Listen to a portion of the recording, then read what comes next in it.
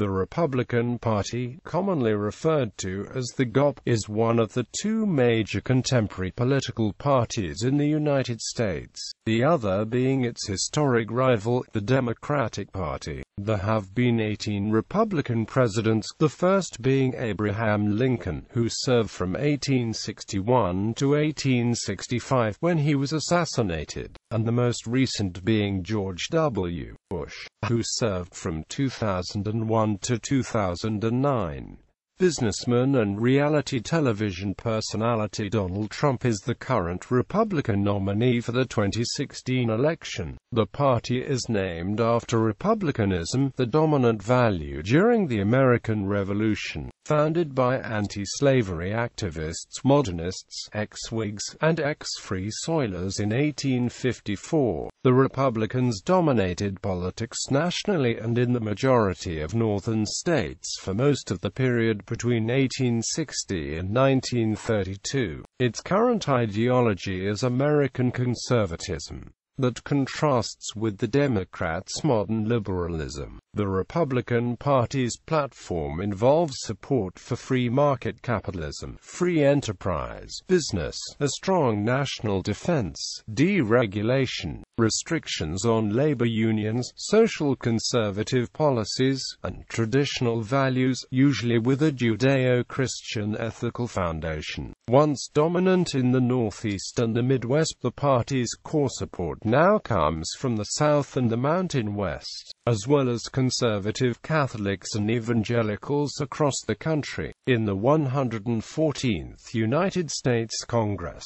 Republicans have the largest majority in the House of Representatives since the 1928 election and a majority of seats in the Senate. The party also holds a majority of governorships and state legislatures. Specifically, 68 out of 98 partisan state legislative chambers have Republican majorities. History. Founding and 19th century. Founded in the northern states in 1854 by anti-slavery activists, modernizers, ex-Whigs, and ex-Free Soilers. The Republican Party quickly became the principal opposition to the dominant Democratic Party and the briefly popular Know-Nothing Party. The main cause was opposition to the Kansas-Nebraska Act, which repealed the Missouri Compromise by which slavery was kept out of Kansas. The Northern Republicans saw the expansion of slavery as a great evil. The first public meeting of the general anti-Nebraska movement, where the name Republican was suggested for a new anti-slavery party, was held on March 20, 1854 in a schoolhouse in Ripon, Wisconsin.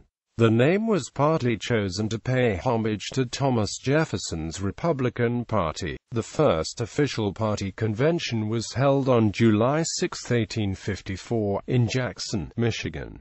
By 1858, the Republicans dominated nearly all northern states. The Republican Party first came to power in the elections of 1860 when it won control of both houses of Congress and its candidate, Abraham Lincoln, was elected president. It oversaw the preserving of the Union, the end of slavery, and the provision of equal rights to all men in the American Civil War and Reconstruction, 1861 to 1877. The Republicans' initial base was in the Northeast and the Upper Midwest. With the realignment of parties and voters in the third-party system, the strong run of John C. Fremont in the 1856 United States presidential election demonstrated it dominated most northern states. Early Republican ideology was reflected in the 1856 slogan, "Free Labor, Free Land, Free Men," which had been coined by Salmon P. Chase, a senator from Ohio.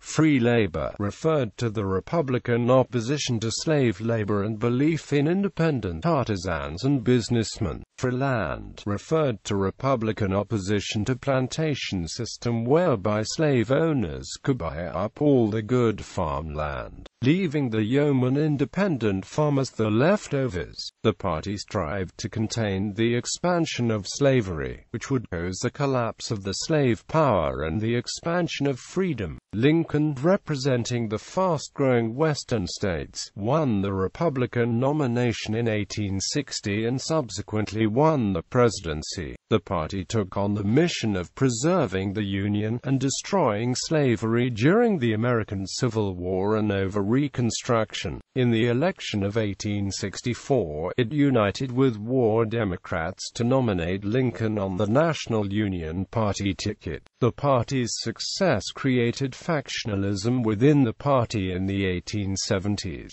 Those who felt that Reconstruction had been accomplished and was continued mostly to promote the large-scale corruption tolerated by President Ulysses S. Grant ran Horace Greeley for the presidency. The stalwarts defended Grant and the spoils system. The half-breeds led by Chester A. Arthur pushed for reform of the civil service in 1883.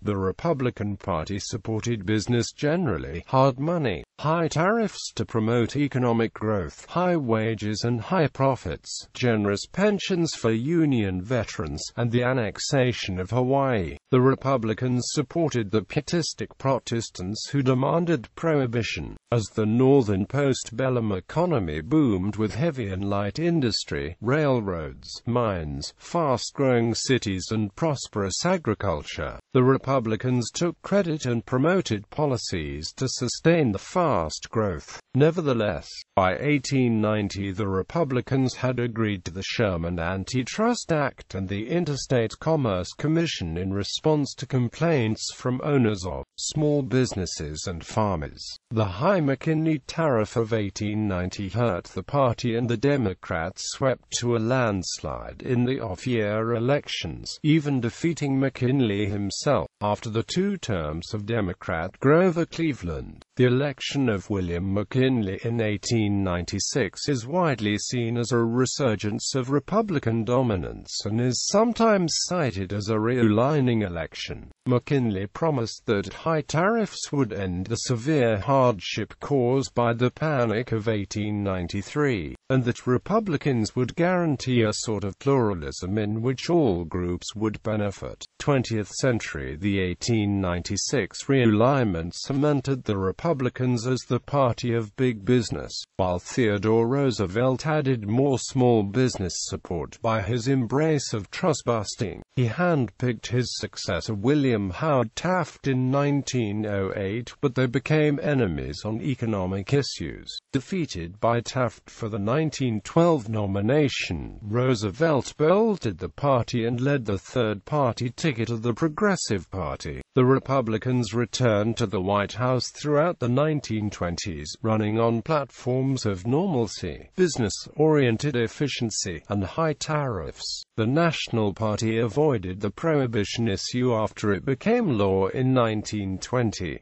Warren G. Harding, Calvin Coolidge and Herbert Hoover were resoundingly elected in 1920, 1924, and 1928 respectively. The Teapot Dome scandal threatened to hurt the party, but Harding died and Coolidge blamed everything on him. As the opposition splintered in 1924, the pro-business policies of the decade seemed to produce an unprecedented prosperity until the Wall Street crash of 1929 heralded the Great Depression.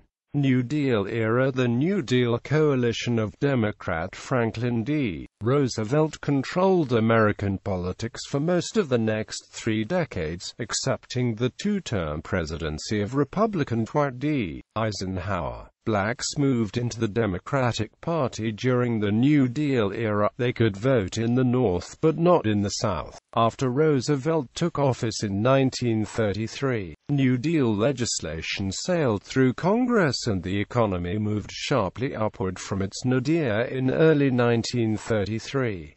However, long-term unemployment remained a drag until 1940. In the 1934 midterm elections, 10 Republican senators went down to defeat, leaving them with only 25 against 71 Democrats.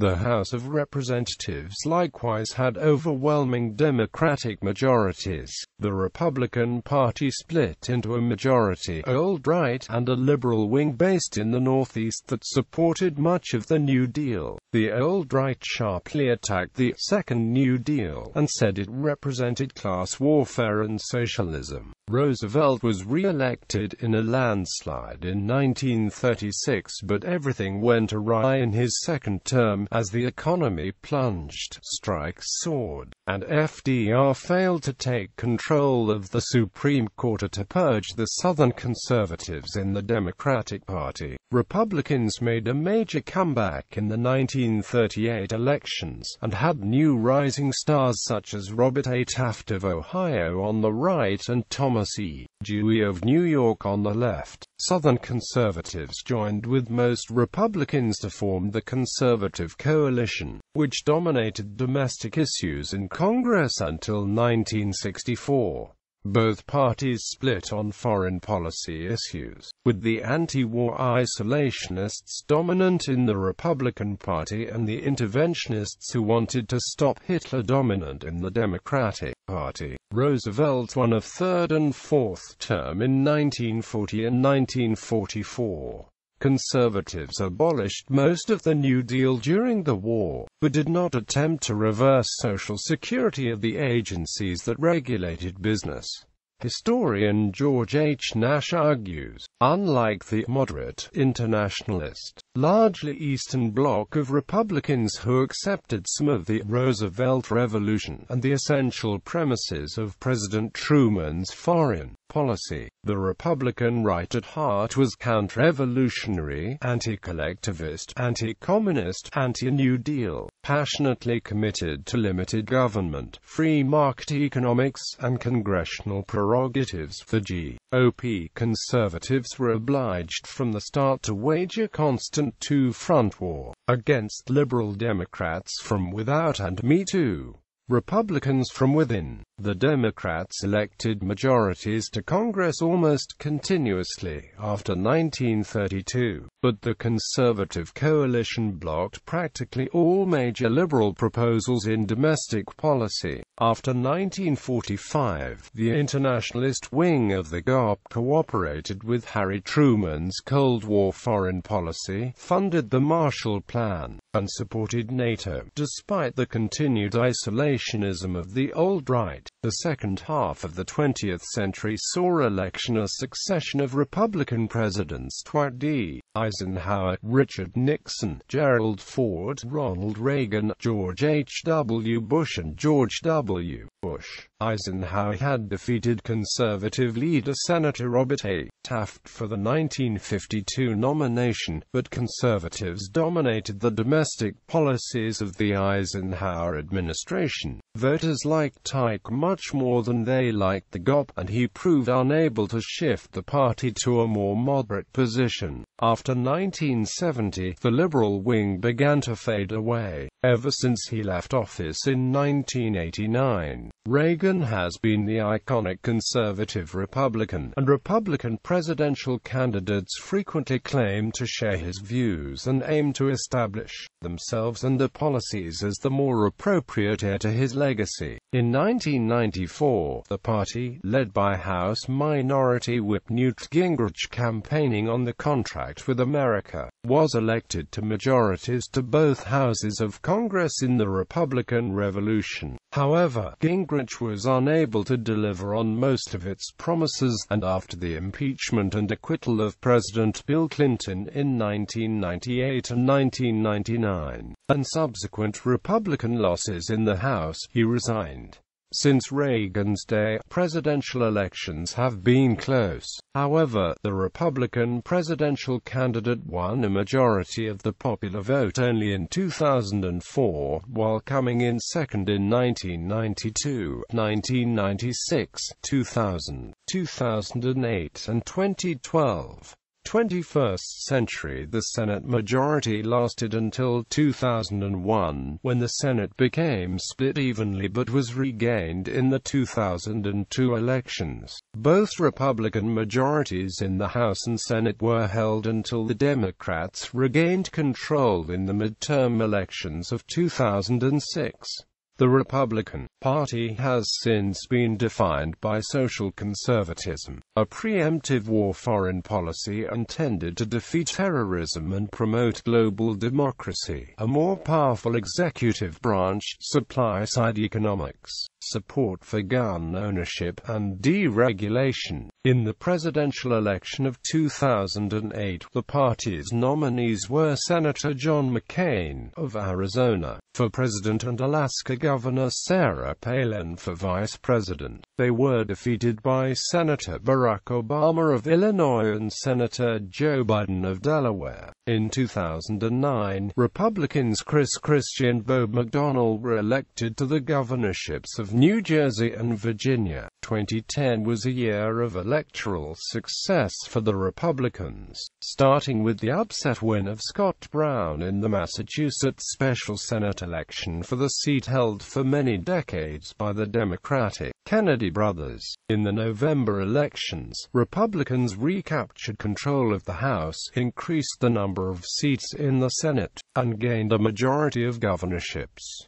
Additionally, Republicans took control of at least 19 Democratic-controlled state legislatures. In the presidential election of 2012, the Republican nominees were former Governor Mitt Romney of Massachusetts for president, and Representative Paul Ryan of Wisconsin for vice president.